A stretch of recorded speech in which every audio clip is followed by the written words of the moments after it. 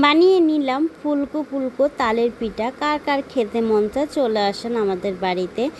দেখতে যেমন সুন্দর, খেতে আরও সুস্বাদু। ভাদ্র মাসের তালের পিঠা আসলে অনেক মজা, তাই বানিয়ে নিলাম তালের পিঠা। কালারটা দেখেন কত সুন্দর আসছে।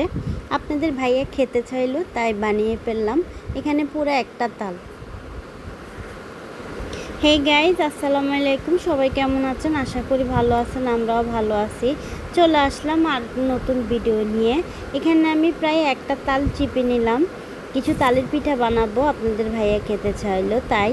এখানে দিয়ে দিলাম পরিমাণ মতো লবণ, আর এখন দিয়ে দিব পরিমাণ মতো চিনি। যে যতটুকু মিষ্টি খানতে শেষ ততটুকু মিষ্টি দিবেন। আমরা একটু মিষ্টি বেশি খাই। এখানে আমার আধা কেজি চিনি, তাই আমি এক পার উপরে চিনি দিয়ে দিলাম, লাগলে আরও দেব। এখন আমি হাত দিয়ে ভালোভাবে মিশিয়ে নিচ্ছি চিনিগুলো। চিনি যদি দানা দানা থেকে যায় তাহলে ডোটা সুন্দর হবে না, তাই আগে হাত দিয়ে ভালোভাবে একটু মুথে নিচ্ছি যাতে চিনিগুলো গলে যায়। আমার চ্যানেলটা যদি আপনাদের ভালো লেগে থাকে তাহলে লাইক শেয়ার কমেন্ট করবেন, বেশি বেশি ভিডিও দেখবেন। আর এই দেখেন আমার দুষ্টু ছেলের কি গরম, এত গরম লাগছে তাই ও ফ্রিজের ভিতরে ঢুকে বসে আছে দেখেন, আর বলছে বাবা আমাকে ভিডিও করো। আমার চিনিগুলো এখন গলে গেছে দেখেন। এখন আমি আটা দিয়ে দেব আর কিছু ময়দাও দিয়ে দিব। দিয়ে এখন ভালোভাবে হাত দিয়ে মিশিয়ে নিব যাতে দানা দানা না থাকে, একদম মিহিন হয়ে যায়। আপনারা কিন্তু অল্প অল্প করে দেবেন। একসাথে যদি বেশি আটা বা ময়দা দেন তাহলে কিন্তু একদম ডোটা শক্ত হয়ে যাবে। দেখেন আমার ডোটা কত সুন্দর হয়ে গেছে, দেখতে পারতেছেন। দেখেন চিনিগুলো একদম গলে গেছে, কোনো দানা দানা নাই। আমি হাত দিয়ে এভাবে মিশিয়ে নিচ্ছি দেখেন। আর যদি এভাবে বুঝেন হাতের থেকে পড়ে না তাহলে বুঝবেন আপনাদের ডোটা হয়ে গেছে।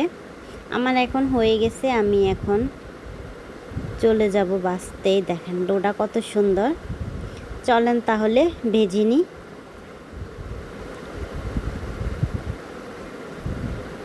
চলে আসলাম ভাজতে। আমার কড়াইটা গরম হয়ে গেছে, আমি কিছু পরিমাণ তেল দিয়ে দিলাম। আর দেখেন চুলার ভিতরে কি পরিমাণ আগুন, একদম খ খ করতেছে, মানে অনেক পরিমাণ জ্বলতেছে। দেখেন আগুনগুলা কেমন লাল জ্বলতো। এদিকে আমার হয়ে গেছে তেলটা গরম। এখন আমি দিয়ে দিব পিঠাগুলা একে একে। বিসমিল্লাহ বলে দিয়ে দিলাম পিঠাগুলা। বিসমিল্লাতে আসলে বরকত আসে। বিসমিল্লাহ বলে যে কোনো জিনিসে হাত দিলে আল্লাহর রহমত আসে। দিয়ে দিলাম সব একে একে পিঠা। দেখেন এখন আমি আস্তে আস্তে উল্টিয়ে নেব, এক পিঠ করে। আমার পিঠাগুলা কিন্তু আসলে অনেক মজা হয়েছে, যেমন কালারটা হেমন মজা। আমি সবগুলো পিঠা একে একে তুলে নিলাম।